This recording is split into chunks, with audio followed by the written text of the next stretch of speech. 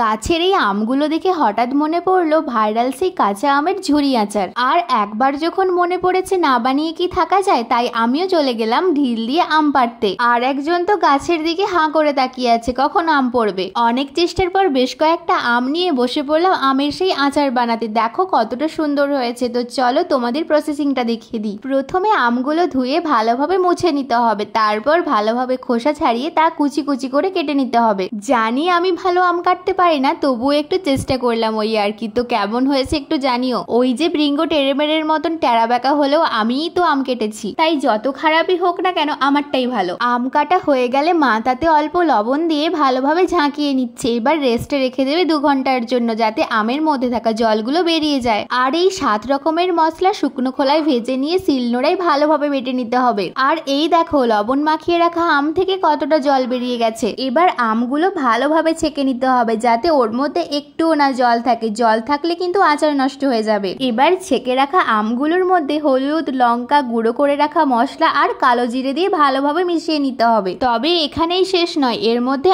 আরো অনেক উপকরণ দেওয়া বাকি রয়েছে। সবকিছু মেশানো হয়ে গেলে একটু তেল গরম করে এর মধ্যে দিয়ে দিতে হবে। তবে মনে রাখবে তেলের পরিমাণটা এমন যেন হয় যাতে আমগুলো তেলের মধ্যে ডুবে থাকতে পারে। তেল ভালোভাবে মিশিয়ে নেওয়ার পর এর মধ্যে দিয়েছি চিনি আর দিয়েছি লবণ। তবে মনে রাখবে লবণটাও কিন্তু পরিমাণ মতো দিতে হবে, কারণ এর আগে আমের মধ্যে কিন্তু আমরা লবণ দিয়েছিলাম।